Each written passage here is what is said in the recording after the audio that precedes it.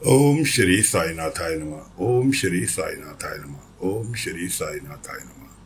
सभी साईं भक्तों को नमस्कार। साथियों, कथा प्रारंभ करते हैं। जैसा कि आपको पिछले भाग में बताया था कि बाबा अपने जीवन काल सुनाने जा रहे हैं कि बचपन से लेके और शिरडी तक पहुंचने का कैसे पहुंचे। उससे पहले आपको जो नए पंडित जी उठापटक कर रहे हैं, चोरी करने का प्रयास कर रहे हैं, उनकी सच्चाई सुनाते हैं। असल में पंडित ना होकर चोर था जिसने अपना नाम रघुनाथ बताया था। चलते फिरते राहगीरों को लूटा करता था।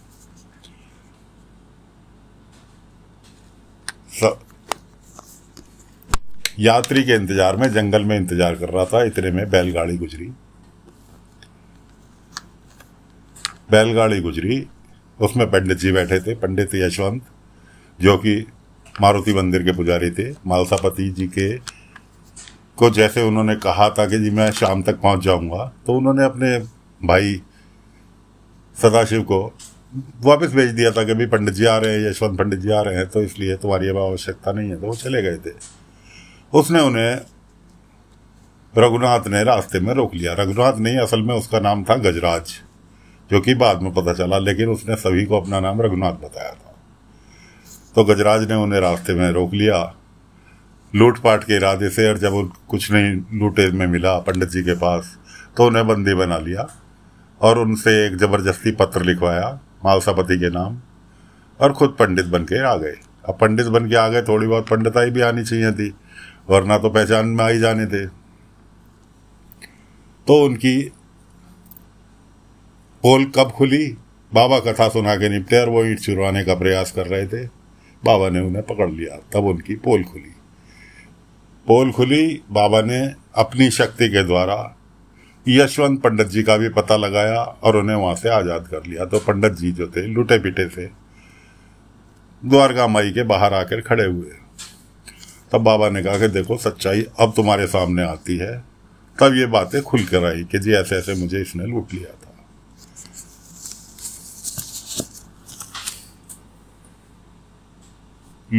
था। तो खैर उसने माफी मांगी।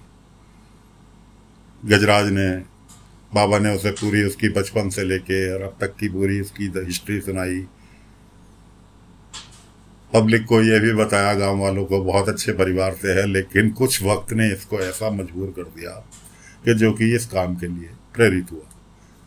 उसने बाबा के सामने कसम खाई कि साईं, जो कुछ भी मैंने पाप किए हैं मैं उनका प्रायश्चित करना चाहता हूँ। जो मेरे पास सामान रखा है, जिन जिन से मैंने लूटा है, मैं सब उनका वापस करूंगा, और जो मैंने खर्च कर लिया उसको अपनी मेहनत करके कमाकर उनका वापस करूंगा। यानी कतई वो पश्चाताप की अग्नि में जलने लगा। लेकिन साईं, एक गुजारिश है, इस ईंट का रहस्य बता दो। ये ईंट आपको प्रिय क्यों है?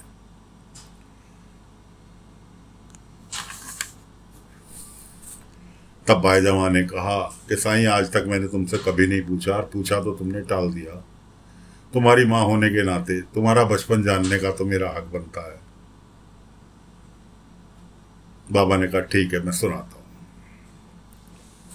बाबा ने कहा, ये उन दिनों की बात है जब मेरी आयु 5 वर्ष की थी, और मेरी माँ, जिनको मैं आई कहता था, वो मुझे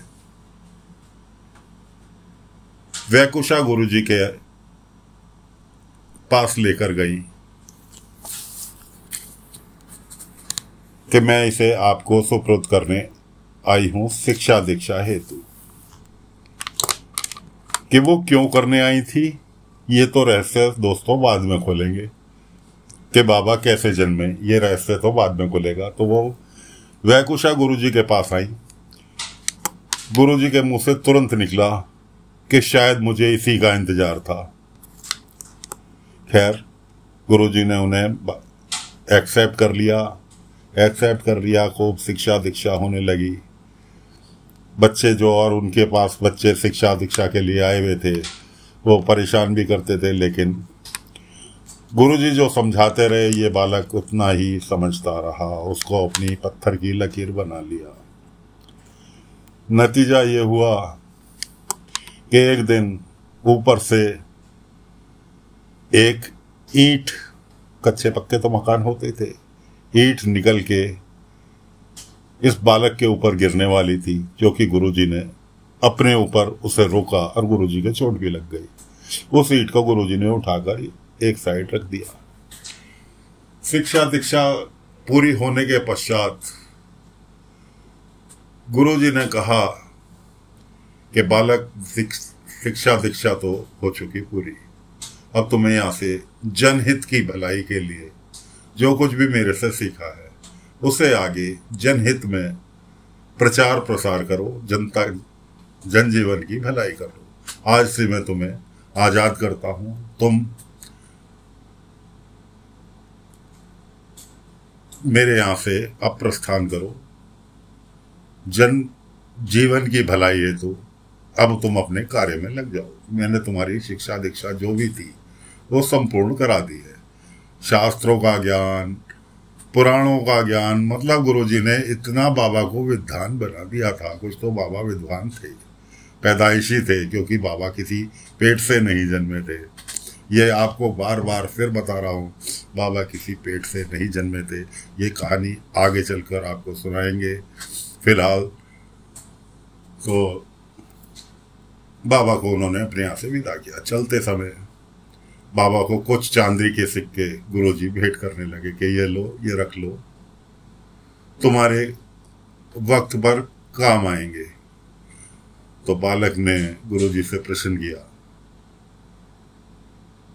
क्या गुरुजी ये आपके काम आए? अब गुरुजी ने बालक की शक्ल देखी, वैकुशा गुरुजी ने बालक की शक्ल देखी कि नहीं। तो गुरुजी जब आपके काम नहीं आए और मैं आपका शिष्य हूं तो मेरे काम कैसे आ सकते हैं ये? इसलिए आप इन्हें अपने पास ही रखें, किसी और के काम आने होंगे उसको दे दें, फिलहाल मेरे तो लिए बेकार हैं। गुरुजी ने कतई बाबा को, उस बालक को वैरागी बना दिया था। शिक्षा में ये मिला था कि तुम जो भी खाओगे भिक्षा में ही खाओगे लेकर, इसके अलावा तुम कोई नौकरी नहीं कर सकते। ये उनके नियम थे। तो बाबा तो वैरागी बनकर वहां से निकल लिए। काफी भटकने के पश्चात, कई सालों तक भटकने के पश्चात ये कहानी है बाबा कहाँ कहाँ गए। दोस्तों, आगे की कथाओं में आपको सुनने के लिए मिलेगी कि बाबा किसके यहाँ रुके, कितने दिन उसके यहाँ बिताए, क्योंकि बाबा को तो हर चीज याद है। धीरे धीरे अपने परिचय देते जाएंगे। तो बाबा काफी सालों के बाद शिरडी में प्रवेश किया, एक बाल योगी के रूप में, बाल योगी के रूप में प्रवेश किया और नीम के पेड़ के नीचे बैठे हुए मिले। फिर कुछ समय के लिए वहां से गायब हो गए। फिर जब बारात में आए, पाटिल के रिश्तेदार की भतीजे की बारात में आए, तब बाबा ने वहां पर अपना आसन जमा लिया। क्यों जमा लिया आसन? क्योंकि उस स्थान पर नीम के पेड़ के सामने बाबा के गुरुजी वैकुंठा गुरुजी की समाधि थी। कुलकर्णी सरकार ने खोदा, देखा तो 4 दीपक जलते हुए मिले। हर किसी को यकीन हो गया। बाबा ने ये कहानी सुनाई। उसके पश्चात बाबा से जिद होने लगी कि साईं दिन निकलने वाला है, एक कहानी तो और सुना दो। बाबा ने कहा ठीक है, एक कहानी और सुनाते हैं। बाबा ने कहा एक समय की बात, नारद जी पृथ्वीलोक में घूम रहे थे, जंगलों में भ्रमण कर रहे थे। वहां उनको एक बहेलिया मिला। उस परिचय हुआ कि नारद जी हैं ये। तो नारद जी से कहा कि अगर आप विष्णु भगवान के पास, नारायण के पास जाएं तो उनसे पूछकर बताएं कि मेरी मुक्ति कब होगी। ठीक है। उसके आगे बाद और थोड़ा आगे चले नारद जी तो उन्हें एक पंडित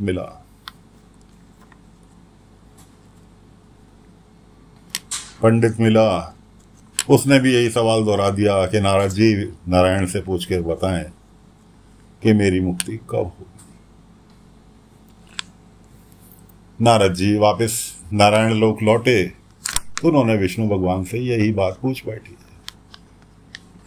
कि महाराज ऐसे ऐसे बहेलिया मिला था, उसने पूछा मेरी मुक्ति कब होगी।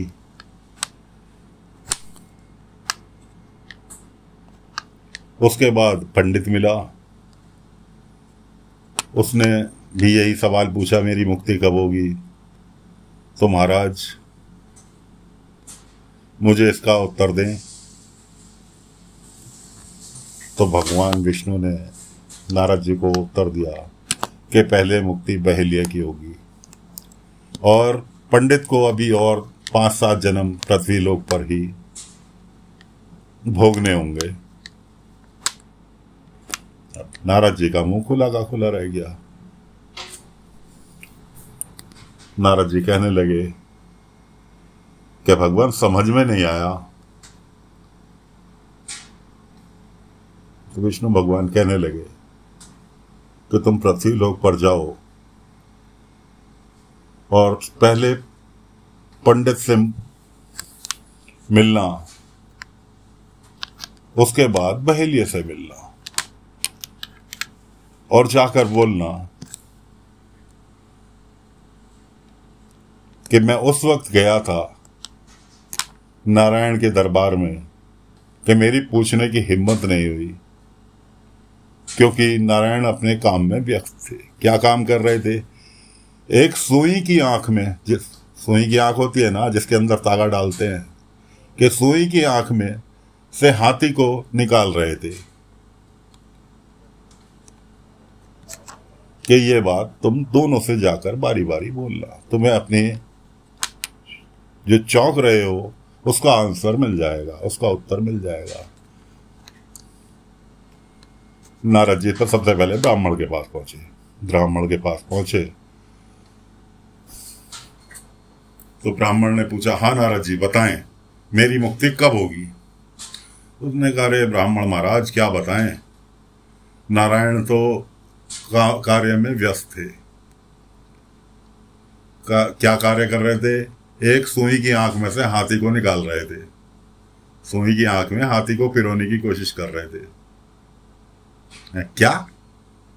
सुई की आंख में से, सुई के छेद में से हाथी पास हुआ है क्या कभी? उसके बाद बात आई गई करके नारद जी वहां से निकल लिए कि भाई मैं पूछ नहीं पाया तुम्हारी मुक्ति कब होगी, और क्योंकि वो कार्य में व्यस्त थे, सुई में से हाथी को पास कर रहे थे। उसके बाद पहुंचे बहेलिये के पास। बहेलिये ने कहा, हाँ नारद जी महाराज पूछ कर आए कि मुक्ति कब होगी। नारद जी ने कहा कि भाई मैं पूछ नहीं पाया। क्यों? नारायण जो थे वो कार्य में व्यस्त थे। क्या कार्य कर रहे थे? एक सुई में से हाथी निकालने की कोशिश कर रहे थे। बहेलिये ने आंसू आंख में से निकले और बोला, उनके लिए कुछ भी संभव नहीं है, उनके लिए हर चीज संभव है। वो सुई में से हाथी निकाल दें, सुई में से ऊंट निकाल दें, सुई में से पूरा संसार निकाल दें, उनके लिए कुछ भी असंभव नहीं है। ऐसे हैं मेरे नारायण। देखो जब समय मिले तो मुझे भी बता देना कि मेरी मुक्ति कब होगी, पूछ कर बता देना। फिलहाल तो उनकी इच्छा नहीं है, कार्य में व्यस्त हैं, इसलिए अभी मेरी मुक्ति का शायद समय नहीं आया है। नारद जी समझ गए कि भाई इसकी मुक्ति तो इस जन्म के बाद मुक्ति ही मुक्ति है, जिसे अपने नारायण पे इतना भरोसा है कि वो सुई में से हाथी पास कर सकते हैं, सुई में से पूरा संसार पास करते सकते हैं। तो बहेलिया कहने लगा, नारद जी महाराज, जिस पेड़ के नीचे मैं बैठा हूं वो पेड़ कैसे बना? एक छोटे से बीज धरती में बोया गया, उससे इतना बड़ा ये पेड़ बना कि जो नारायण एक छोटे से बीज में इतने बड़े पेड़ को समा सकते हैं, तो उनके लिए सुई में से हाथी पार कराना कितनी देर का काम है, कितने क्षण का काम है। तो मुझे विश्वास है नारायण एक दिन अवश्य मुझे मुक्ति देंगे। ओम नमो नारायण, ओम नमो नारायण, ओम नमो नारायण। इस तरह से वो जाप करने लगा। नारद जी समझ गए कि हाँ जी, विष्णु भगवान ने सही कहा था कि बहेलिये की मुक्ति पहले होगी। उसके बाद कथा समाप्त हुई। सारे के सारे ग्रामीण बाबा से कहने लगे, साईं आपके साथ जिन गुरु की ईंट आप लेकर आए थे, क्या आपने चांदी की मोहरें छोड़कर गुरुजी से कहा था कि गुरुजी मुझे ये ईंट दे दो जो आपके ऊपर गिरी थी, जिससे आपकी चोट लगी, और आपने वो चोट मुझे बचाने के लिए अपने ऊपर ली थी, कि ये तुम्हारे और मेरे बीच का एक नाता है जो हमेशा मैं अपने साथ रखना चाहता हूँ। तो वो ईंट लेकर बाबा हमेशा अपने साथ रखते थे कि जैसे गुरुजी उनके साथ चल रहे हों, गुरुजी उनकी रक्षा कर रहे हों। तो ये कहानी उस ईंट के द्वारा चालू हुई थी कि ईंट क्यों बाबा को प्रिय थी। वो ईंट प्रिय नहीं थी, वो बाबा के लिए एक तरह से गुरुजी उनकी रक्षा करते हुए चलते थे हमेशा। सभी लोग बाबा के पास साथ गुरुजी की समाधि पर पहुंचे। सभी ने समाधि को प्रणाम किया, जैसे आज की तारीख में हम लोग बाबा की समाधि को प्रणाम करते हैं, उसी तरह से सभी ने प्रणाम किया। उसके बाद सब अपने अपने कार्य में व्यस्त हो गए। गजराज जो था वो अपने क्षमा याचना करके अपने गांव के लिए वापस हो लिया। अब मालसापति जी के कोई रिश्तेदार काका महाजनी वो शिरडी आना चाह रहे हैं अपने बेटे का इलाज कराने के लिए। काका महाजनी एक सरकारी कार्यालय में कार्य करते हैं, वहां से उनको छुट्टी नहीं मिल रही। उनका जो हेड क्लर्क था वो उन्हें छुट्टी नहीं देना चाह रहा, क्योंकि काका महाजनी बहुत सारा लोगों का अकेले ही काम संभालते थे, वो उनको छुट्टी नहीं दे रहा। इधर उन्होंने संदेशा भेजा छुट्टी लेने मालसापति जी के पास कि काका महाजनी शिरडी आ रहे हैं बाबा से मिलने के लिए। बाबा ने तुरंत कहा उन्हें तुरंत रोको, अभी नहीं आना उनको। लेकिन मालसापति जी समझ में नहीं आया। बाबा ने फिर फोर्स देकर कहा कि काका महाजनी से कहो बिल्कुल भी शिरडी में प्रवेश ना करें और अपने काम से बिल्कुल छुट्टी ना लें, अभी समय नहीं आया। फिर भी मालसापति जी की समझ में नहीं आया। तब बाबा ने बिल्कुल क्रोध में कहा, बिल्कुल काका महाजनी का कदम नहीं चाहता मैं शिरडी के अंदर, उनसे साफ मना करो। तो दोस्तों, अब नए किरदार काका महाजनी का शिरडी में प्रवेश हो रहा है। इनकी कथा आगे लेकर अगले अंक में फिर हाजिर होंगे। तब तक के लिए आज्ञा दीजिए। ओम साई राम, ओम साई राम, ओम साई राम।